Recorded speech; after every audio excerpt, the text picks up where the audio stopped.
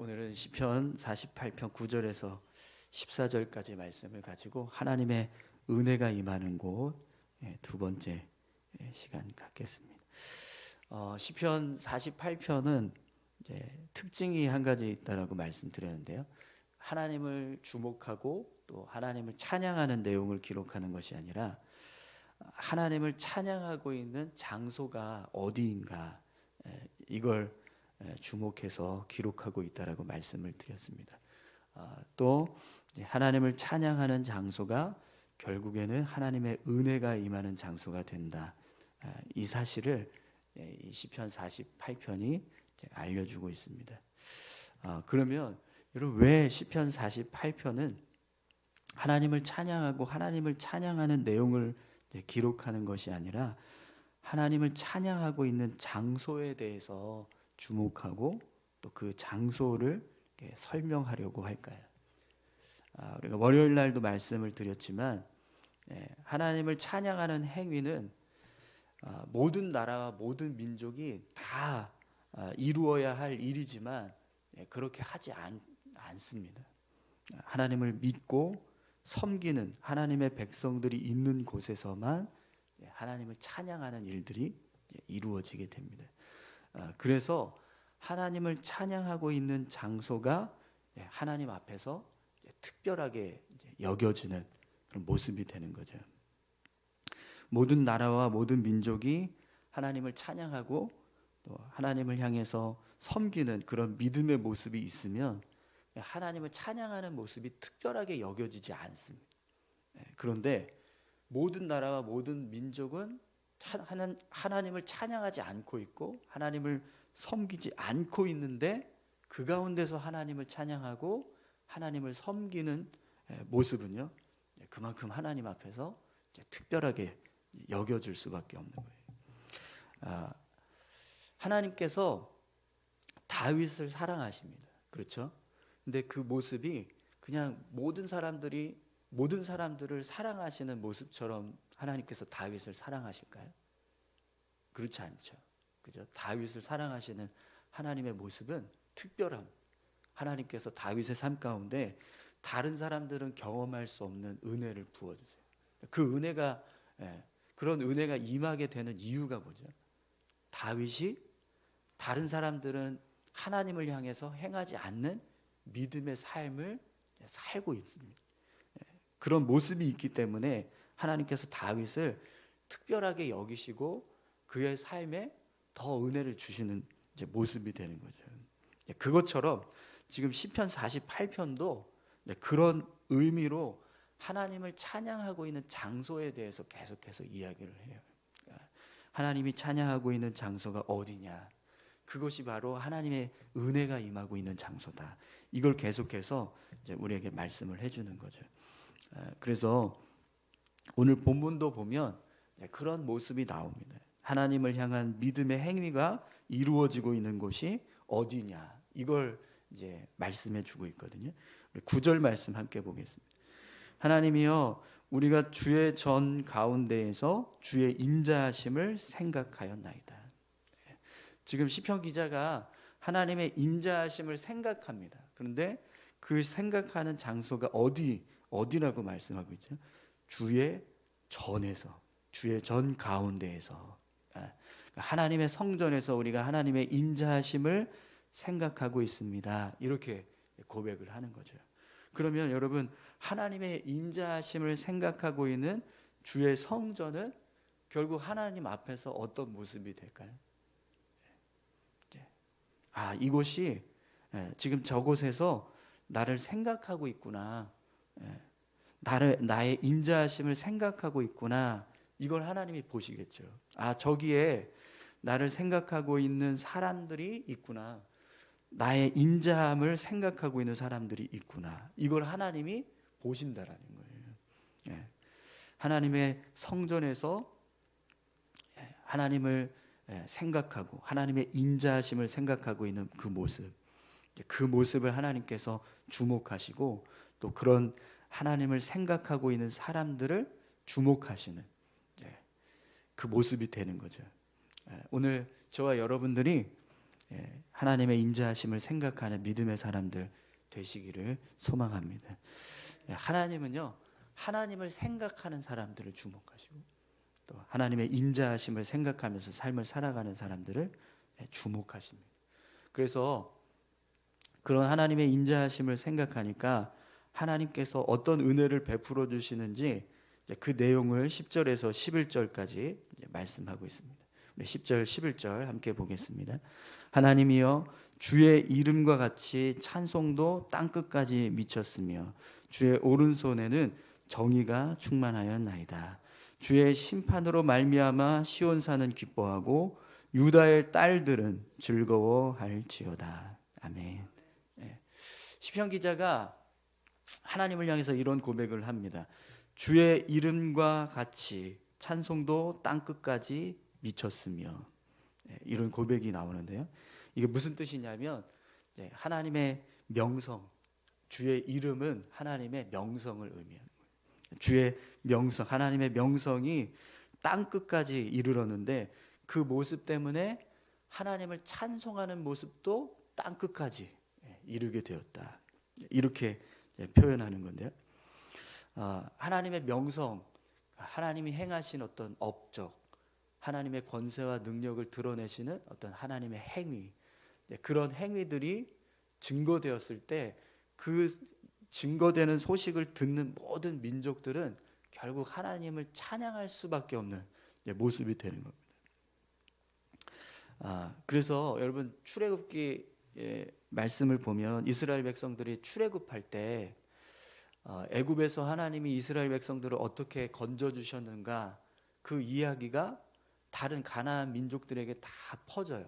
그러니까 가나안 민족들이 어떻게 하죠? 이스라엘 백성들과 함께하는 하나님을 두려워하는 모습을 이제 보게 돼요. 지금 이 모습이 지금 시편 기자가 말하고 있는 주의 이름과 같이 찬송도 땅 끝까지 미쳤으며, 이 모습이요, 그러니까 모든 민족들이 하나님이 어떤 분이신가를 들으니까 그 하나님에 대해서 찬송한다는 거예요. 근데 이 찬송은 이스라엘 백성들과 같은 찬송이 아니에요.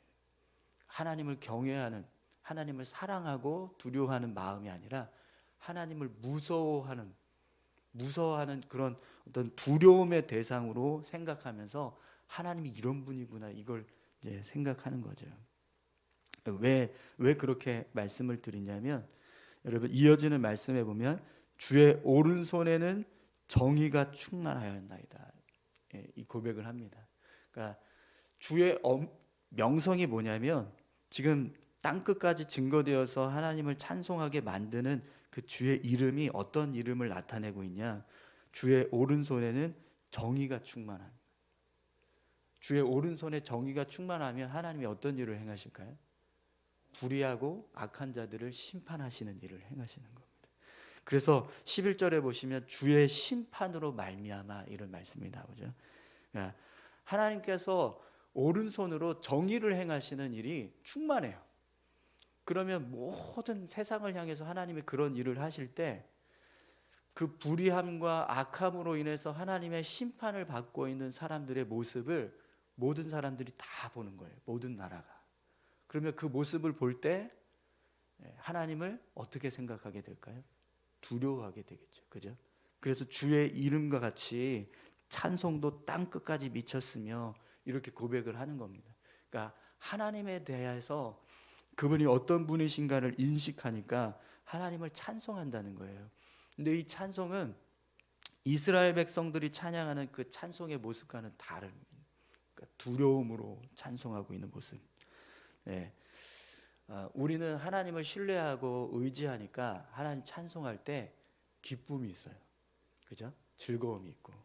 그래서 여러분 11절을 보시면 주의 심판으로 말미암아 시온산은 기뻐하고 유다의 딸들은 즐거워할지어다, 이렇게 고백합니다.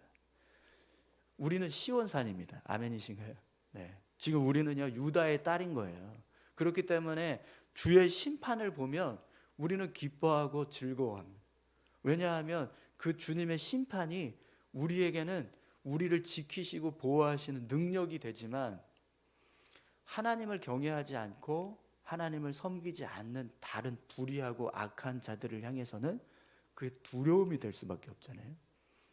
그러면 그 모습이 우리에게는 기쁨이 되고 즐거움이 되는 찬송을 우리가 고백할 수 있지만, 다른 하나님을 섬기지 않는 사람들에게는 하나님이 위대하시다라는 고백을 해도 그 고백은 기쁨의 고백이 아니라 그냥 두려움의 고백인 거예요. 그 고백의 모습을 지금 10절에서 찬송도 땅 끝까지 미쳤으며 이렇게 말씀을 하는 거죠.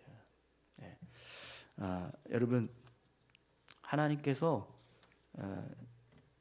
하나님을 찬양하는 자들에게 주시는 은혜, 그 은혜가 결국에는 기쁨과 즐거움이라는 것을 우리가 말씀을 통해서 보게 됩니다. 그러나 반대로 하나님을 섬기지 않는 사람들에게는 단지 하나님의 그 능력, 하나님의 권세, 하나님이 행하시는 일들은 그냥 두려움이 될 수밖에 없는 거예요.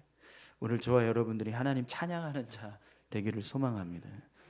그래서 하나님을 찬양하는 백성들, 또 하나님을 의지하고 살아가는 하나님의 그 찬양이 임하는, 찬양이 불려지고 있는 곳, 그곳이 어떤 은혜를 누리게 되는가, 그걸 12절부터 14절까지 말씀을 해주고 있습니다.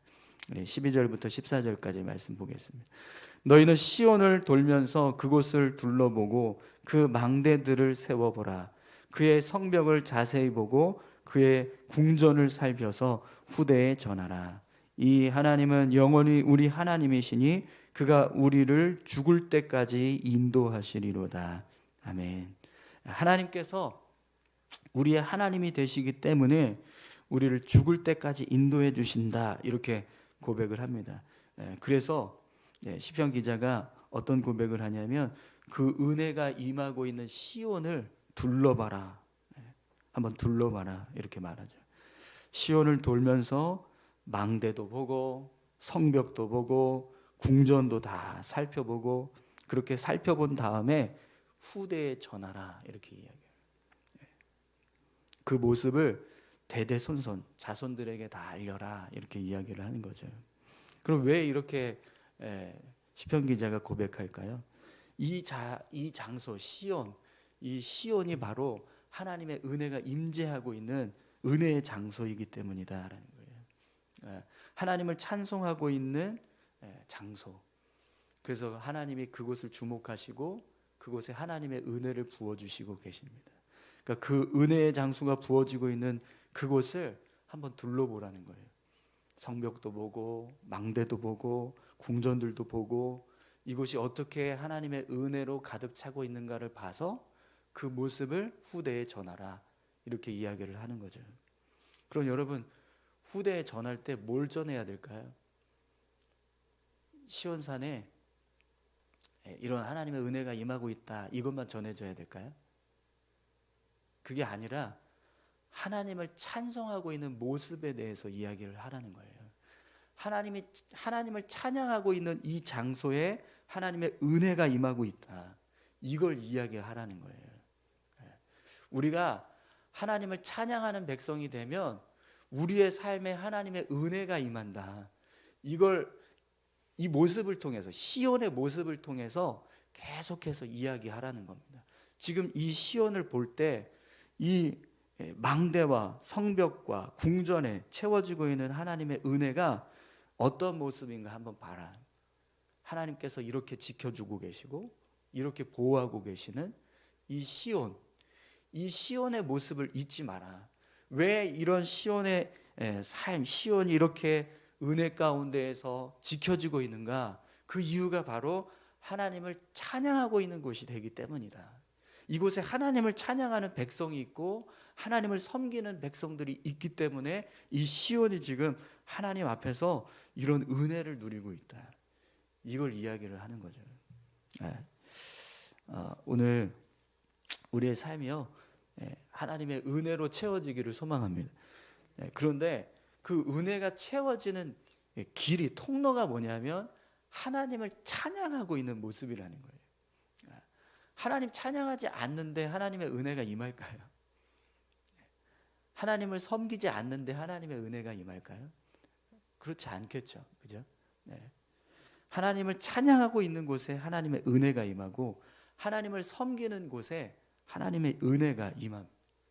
네. 그렇기 때문에 오늘 우리가 삶을 살아갈 때 하나님을 찬양하면, 하나님을 섬기면 결국 우리의 삶에도 하나님의 은혜가 임하는. 네, 시편 48편이 지금 그걸 노래하고 있는. 네, 하나님의 은혜가 임하는 장소가 어디냐? 하나님을 찬양하는 곳이다. 네, 하나님의 인자하심을 고백하고 또 생각하는 곳이다. 하나님을 위대하시다라고 고백하고 그 하나님을 노래하고 있는 곳이다. 이걸 우리에게 보여줍니다. 오늘 저와 여러분들도 하나님을 찬양하는 곳 되시기 바랍니다. 하나님을 생각하고 하나님의 인자하심을 생각하면서 살아가는 저와 여러분들 되셨으면 좋겠습니다. 그렇게 살아갈 때 하나님의 은혜가 우리 삶 가운데 부어지고 결국 우리는요 기쁨과 즐거움으로 하나님을 찬송하면서 삶을 살아가는 믿음의 삶을 살게 되는 거예요. 우리 같이 함께 기도하실까요?